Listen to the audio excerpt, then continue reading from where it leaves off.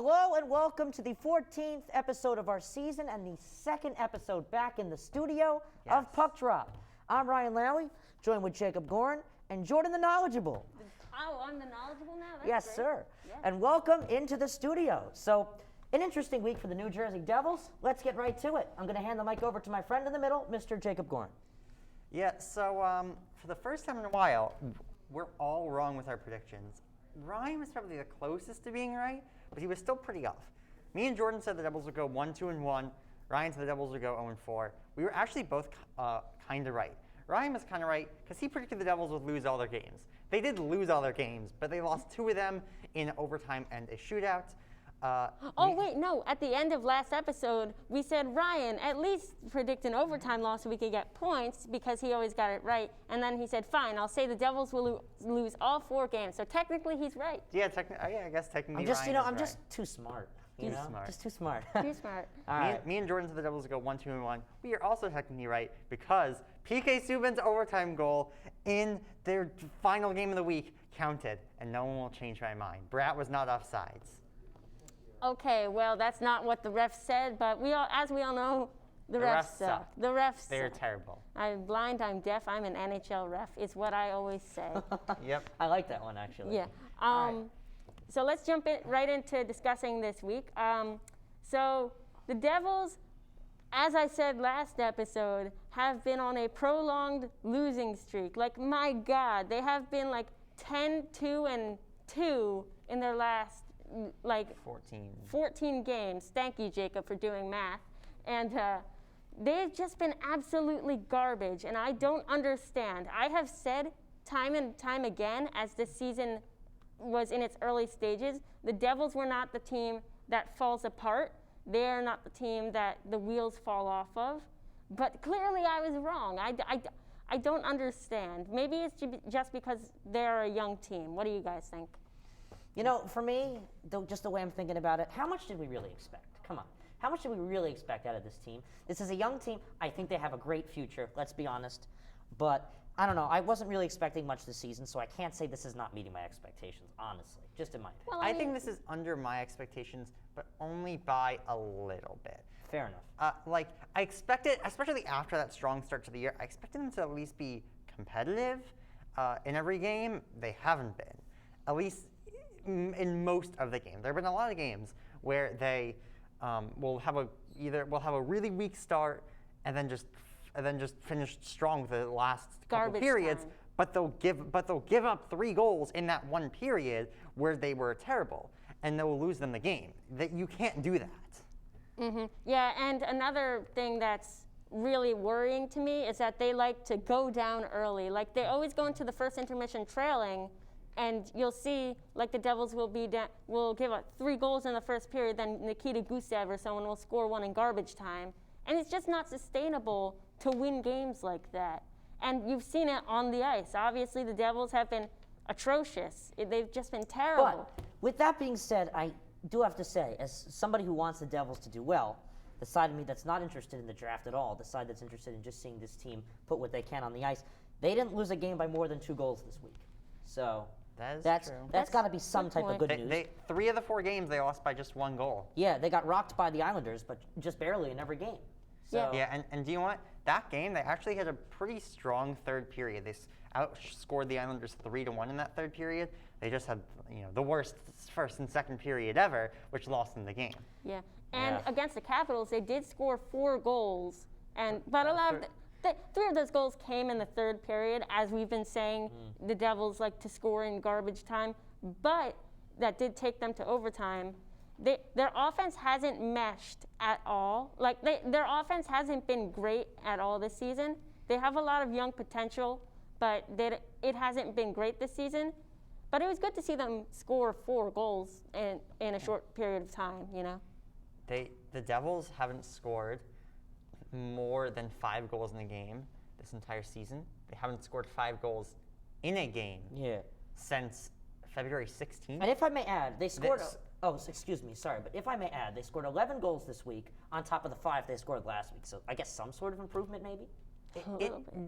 It's definitely an improvement goal scoring wise from last week. I mean, Last week they scored one goal in 3 of the 4 games. Ugh. This week they at least scored 2 goals in every single game, Yeah. including. Hey, remember what we said? Devils Rangers, the game we were at last week. At least they scored 3 goals. Well, Yep. this week they did it in almost every single one. So good for them. Good for them. And you know what? Technically, they scored 4 goals against the Islanders, even though 2 of them were called off. Would have been interesting. To see how that- Technically, theoretically, they scored 4 goals, but technically, no. Technically, or yes, technically the puck. by NHL rule, they did not. They did not score 4 goals by NHL rule, but technically the puck entered the net 4 times. And as much as we would agree or disagree with the Zebras, they said it was no goal. So let's talk about that controversial Islanders game. And I want to use this to jumpstart the discussion of the offsides rule in the National Hockey League. It's been very controversial for a very long time, ever since the offsides challenge was introduced after that very famous Matt Duchene offsides, where he was like a mile offsides and the goal still somehow counted. So in this game, just for Brad, I'm not going to lie, it looked like he was offsides, but like it was really undecisive and undecided. I'm sorry. And what the rule's supposed to be, if it's too close to call, the call in the ice stands, and then call of the ice was a goal. And that was not offsides. So that is the one part that, like, if you look at it from certain angles, it may look offsides, but in my opinion, it was too close to call. Obviously, I am biased, though. Yeah, and in football, like how it works with passing, like with pass interference and all those controversial rules, it's like, if it's too close to call, then don't Call in the field stands. Yeah, call in the field stands, and you see how that affects the game of football, because they have so much, like the replay analysis there is so much better. I wouldn't say better, but they have more of it. The technology is more advanced when it comes to instant replay in the National Football League than the National Hockey League. Yeah, hockey, it will always be, some calls will always be undecided, but in football, you'll always have that TV analysis. But in hockey, you'll have that analysis, but you won't have You the also have same to think level. about the fact that instant replay has existed longer in the NFL too. That's true. Yeah. That's true. So- I think instant replay started in the NFL. What Yeah, do we know? a lot of sports, soccer, all these sports, I'm just using soccer as an example, but a lot of people don't like instant replay. They think it slows down the game. But that's a whole different story for another time, because I want to talk about the upcoming games. We have a very interesting schedule coming up. We'll talk about that I think later. before we get to that, Okay, we should slow me move down, in- we slow should me move down, into please. Player of the Week. I'm moving up a little. Oh, geez, wow, I'm really off today. Really- Somebody's got to You slow me skip- down. You skipped 2 whole segments. Yeah, somebody's got to put their foot on the brake and stop me. Okay, let's do it. Let's talk about Player of the Week. Ryan, you can go first. I got to be honest with you, gentlemen, it's too conflicting. I'll listen to you two first, honestly. Oh, he doesn't. it He because you didn't don't know do who his your research. player of the week Oh, is? my I don't goodness. have it. I got to be honest with you. Okay, I'm not going to lie to you. I was sleeping over last night. I want to hear what you guys have to say. Okay. And I will go first. Yeah. So this is No, My player of the week. like a fight to win me over, because I have 3 main guys I'm thinking of in my I head don't think right it's going to be a fight. Go ahead. My Player of the Week is Janne Kuokkanen. He had 4 goals and 1 assist, 5 total points in 4 games this week, and he's just been the only consistent offensive contributor for this New Jersey Devils team in recent weeks. That line of him, Travis Zajac, and Igor Sharangovich has been lights out the past few games, and really just this whole week in general. I got to be honest. I was not thinking about Yanni Yeah, Kuokkanen. I'm also going to say, how are you not thinking of Yanni Kuokkanen? I don't know. He scored a goal in every game this week. Exactly. How are you not thinking of him? Points? If you know me, you know points don't decide everything for me. I'm all about everything. Go Yeah, ahead. that's true. He's very It's not like non-stop. It's not like he had 5 points. They were all secondary assists. No, I never said that. But you have to think about the things that come with the goal. The goal isn't always the best part of the play. That's He true. also scored Go the ahead, first. Jordan. Before Jordan says it, he also scored the Devils' first power play goal in 3 weeks. That is true, and we don't like to be down or up a man. Oh, when we're the speaking New of Jersey Devils. special teams, the Devils aren't the worst power play or penalty kill team in the league anymore. Yeah, we're up to 70%. We're up to 70%. Ooh. Oh my God! And we're not historically bad. We're better than the Predators, I think. Yeah. But yeah, my player of the week is. Hines. Oh yeah, Hines. Oh, Hines is The deep. Baldy. The Baldy. I miss Hines. Continue. What do you miss? Okay. My player of the week is Yanni Kuokkanen, with an honorable mention to someone I will say later. Yanni Kuokkanen, you don't expect him to be that superstar. Superstar. You don't expect him to be top line talent. You expect him to be bottom six grinder type. But he has been as Jacob said, he has been a consistent presence, and that line with him and Zajac and Sharangovich has been great all season. And it's great to see the Devils' depth and youth coming out. Besides Zajac, he's like mid-30s. But my honorable mention is Travis Zajac, who I believe got an assist in all games this week. And he had three. He did. I'll give it to him here. He did have 3 points against the Washington Capitals. I think he had 3 assists against Washington. He had an assist against the Island, the That first is game against the correct. Islanders. He had an assist in the second game against the Islanders. I don't think he had a point in the Devils' 4th final game of the week, but I'm not 100% sure. Well, I'm wrong, Anyway, but still, he still had yeah. 5 points in 4 games this week. Yeah, he was the playmaker. He got 5 assists. He was the playmaker. He drove that line. He drove Kuokkanen's streak of 4 goals this week. And yeah, they're Kuokkanen, top player of the week. Zajac, honorable mention. Ryan, did we convince you that You actually both did not, because the guy who I was thinking about, but I was kind of on the brink with, is Travis Zajac. He put up the stats. And his performance against the Washington Capitals, yes, it did fall to the Devils' demise, but he put up 3 solid assists, and that's why, therefore, I give him a round of applause. Travis Zajac is my player of the week. I think he's really stood up to the leadership, and he's really put up a lot of points. It was close. I'll say it was close, but I really liked Travis Zajac's performance this week. I don't think you knew that Yanni Kuokkanen did things, but okay. Of course I knew Yanni Kuokkanen did things. I pay more attention than you will ever pay, Jordan. Says the person who sometimes doesn't even watch just half the Devils games. I'm sorry I'm sorry I work. I'm really sorry. All right. I'm sorry I'm a busy man and I'm very productive. All Maybe right. you guys will be like that one day. Who knows? Anyway, continue.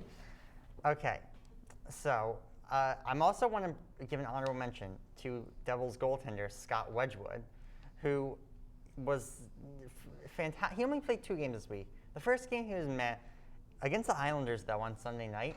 He was absolutely fantastic. But I think we are going to be going to a quick commercial break. So we'll move on to news of the week and our preview for the upcoming week right after this.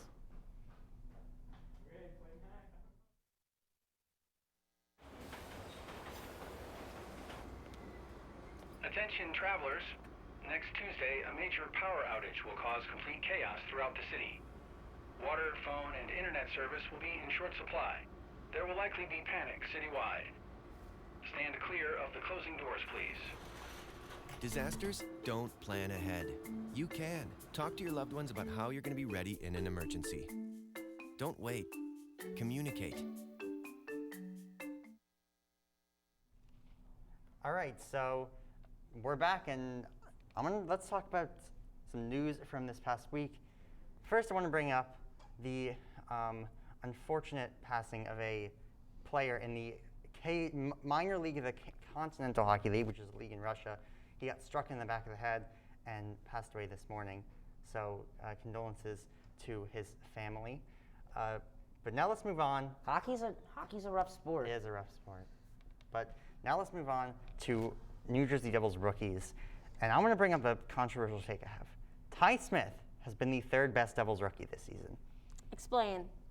I think Yanni Kuokkanen has been better overall. He had a kind of rough start to the year, but after his first 3 or 4 games, I'll say, he's turned it on offensively and has been solid defensively as well. And Mikhail Maltsev has just blown everyone away with his play since he has been called up. He's been fantastic. Ty Smith has been good, but besides for a stretch when he first started to play with Damon Severson, he's been kind of underwhelming defensively and hasn't been putting up the points recently like he was in the beginning of the year to make up for his defensive flaws. Well, yeah, he started out the year very strong on the offense. He was never great on defense besides with Damon Severson, and he's slowed down recently. But I still think maybe he's not the best Devils rookie, but I still think he has the talent to be the best Devils rookie overall this season. I don't think he's going to stay down for long, if you know what I mean. Yeah, I do. Yeah. And but like Sharon Govich and Maltsev, yeah, they've been absolutely great. Kwokanen has been, Kwokanen was my player of the week. What am I even talking about? I just praised this guy. I don't need to praise him again. He's been great. Ryan, what do you think? I think you said it in just about every possible way, Jordan. So I'm just going to let you hold the mic on that one. That was very good. I 100% agree with you. All right. Well, I want to talk about Lindy Ruff for a second, and like, I'm not going to trash him because I'm still in that give him a chance mode. But what concerns me about his coaching most is that how much the Devils go down early, as I've said before, and I think we need to question whether we don't need to trash, but we need to question whether Lindy Ruff is the right leader because the Devils haven't really shown improvement on that. What do you think, Jacob? Yeah, I agree, but I also think it's not completely his fault. I think a lot of it is the fact this is a very young team. It's, I think, second or third youngest in the entire NHL, only behind Chicago and the Rangers. Yeah, you can blame some of it on the coach. You can't put it all on him. Lindy Ruff has done a fine job, though nothing spectacular, but better than John Hines. You know, I just got to say that this is a very young team, and Lindy Ruff, this is his inaugural season with the Devils. So It's his first time being a head coach in 5 years. it's not like Hines, where Hines has been with the team when he started his struggling season. So, you know, we'll give Ruff a chance. I mean, honestly, you guys know I was a big fan of Nazardine, but Nazardine is still there, and this is a very young team. Let's be honest, who was expecting, and I know we say this every time, who here could have possibly expected the Devils to really go that far this year? You know? So I'm not sure. Let's just, instead of talk about, questioning our coach, let's not also forget, how much did we really expect out of this team to begin with? Yeah. Well, we expect enough to, I wasn't expecting winning every night, but the thing that concerns me most about Lindy Ruff is the special teams, which, can't totally be blamed on him because assistant coaches handle a lot of that and stuff. the penalty kill has been a lot better The penalty recently. kill has been a lot better. The penalty kill has been one of the best in the league over the past 10 games. Yeah, the penalty kill has been great. But We have our strengths and we have our weaknesses. aside from the special teams, going down early has been a major flaw of this team. It's caused them to lose morale, and morale is everything for a young team. They thrive off of it, and they lose it when they go down early. And Lindy Ruff needs to put some fight in his boys early. Again, I definitely agree. I mean, like I said before, part of it has to be on Lindy Ruff, of course, but you can't put all the blame on the head coach. Before we move on to preview for this upcoming week, though, I just want to bring up Nico Hischier has missed the past 9 games. He is looking like he might be back soon. We're supposed to have an update on Nico Hischier in the next couple days, most definitely by our next episode. So we'll give that to you when it comes. If you want, there will also be an update on it on our Twitter and Instagram. So follow us there. We'll mention it later. But now let's move on to preview for this week. Devils have 4 games in their usual dates. Tuesday, Thursday, Saturday, Sunday. That's when they've had their games the past month since they've come back from their COVID break. Continuity in the schedule. They're playing the Buffalo Sabres at home tonight. They're playing in the reverse retro jerseys. Oh God, we're gonna lose. Well, the Sabres are also wearing their reverse retro. Oh God, we're both gonna Sabres lose. are debatably, in my opinion, the only team that could even compare to being as bad as the Devils right now. So In the East. In the East, yeah. Sure.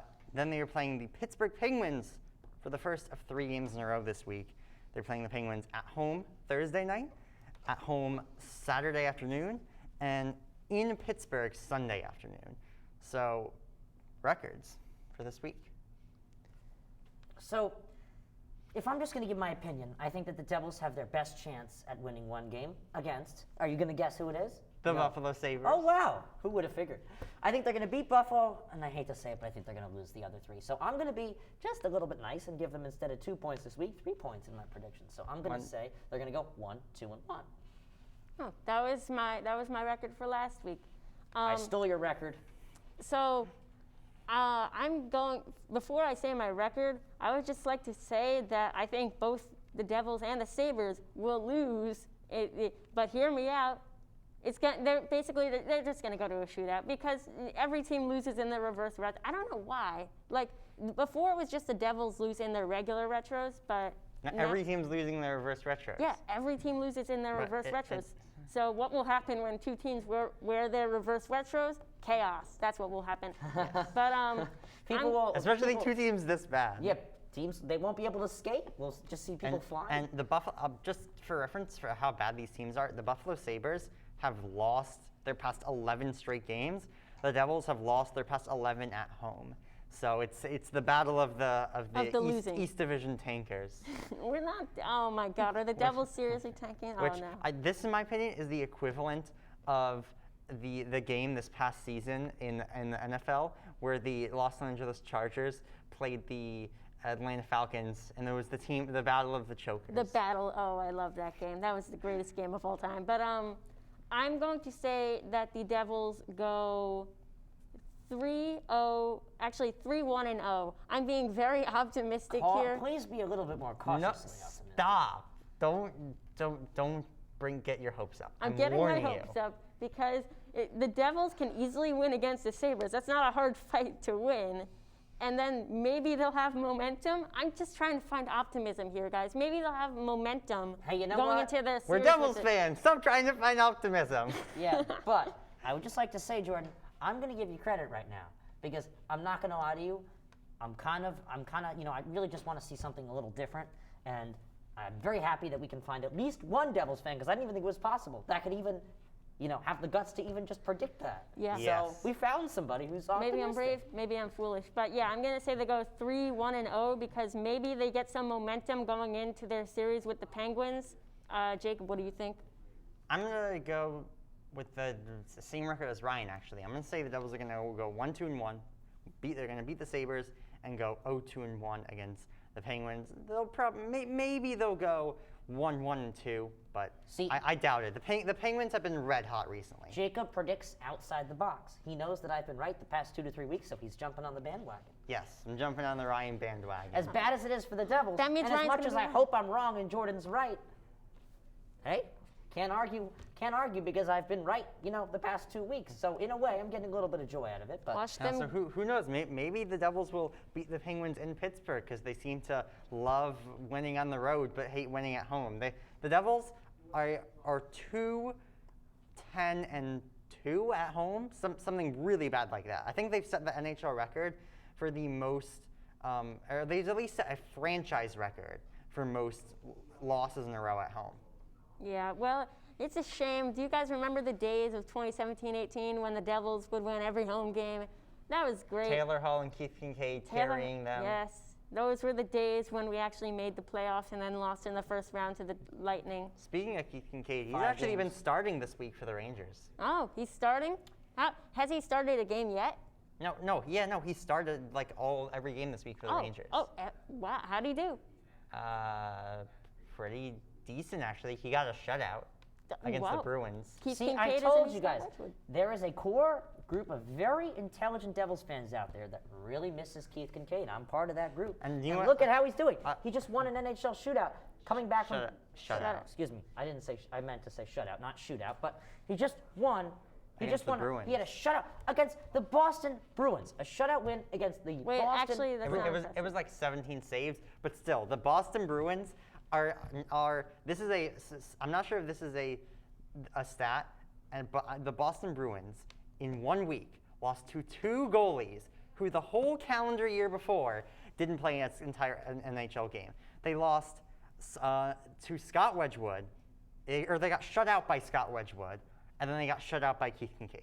Okay, maybe it's not impressive. Good job, Boston Bruins. Maybe it's not impressive anymore that that Wedgwood shut out the Bruins because maybe they're. Well, maybe, Wedgwood's was 40 saves, Kincaid's was like 18. Okay, yeah, Kincaid didn't have as hard a task, but still, it takes away from Wedgwood. Yeah. But speaking of Wedgwood and goalies in general, I want to talk for a second about Mackenzie Blackwood. He's just been bad. That's all there is to it. I think he's been getting better recently. I thought he played great against the Islanders on Saturday. Mackenzie Blackwood is starting tonight against Buffalo. We'll see how he does. Hopefully, playing against a bad team like the Sabres will boost up his momentum. Or maybe because we keep calling the Sabres bad and saying that the Devils are going to beat them, maybe it means they're going to get crushed. That's Maybe. probably, You know, that's probably what it means. If there's something we've learned, literally anything can happen and literally anything. So I wouldn't. Anything is possible with the Devils. Anything is possible just in general. So you never know. I could totally see the Devils getting killed, but at the same time, I could really see the Devils using this as a booster. Yeah, and I've said it so many times in this show, but morale is important, especially for young goalies. Morale is important, period. Morale is important, period. And a loss of morale is part of what caused Corey Schneider to fall off of a cliff, and Mackenzie Blackwood can gain back some of that lost morale in a win against the Sabres. He just needs to, because he's shown so much elite potential. He's just shown so much of it, and the Devils really need him to get back because clearly they rely on his success. Notice how also the Devils do the most successful when they have really strong goal. This is really with every team. But the Devils do most successful when they have really strong goalkeeping. Brodeur, Yeah. So if we can find that really strong goalkeeper with this young team we have, maybe we could build a superpower. I'm probably looking way, way, way too far ahead, but hey, do we have anything better to do? I think you're looking like 3 years ahead. Yeah. Well, So the Devils' slogan this year has been "Enjoy the ride." Stupid slogan. With the N and J and enjoy being the Devils logo. I have not been enjoying the ride. Not sure about you guys. hey, I enjoyed going to the game. I mean, come I on. enjoyed the first 2 weeks. Ryan, let's wrap things up. All right. Thanks so much for watching, guys. Follow us on Instagram, puck_drop_source. That's right, puck_drop_source. Our Twitter handle, Jacob. At LHS Puck Drop. Special thank you to everybody on the crew and everybody watching, and we'll see you next time, whenever that is, rather on YouTube or here in the studio as well. Have a good night.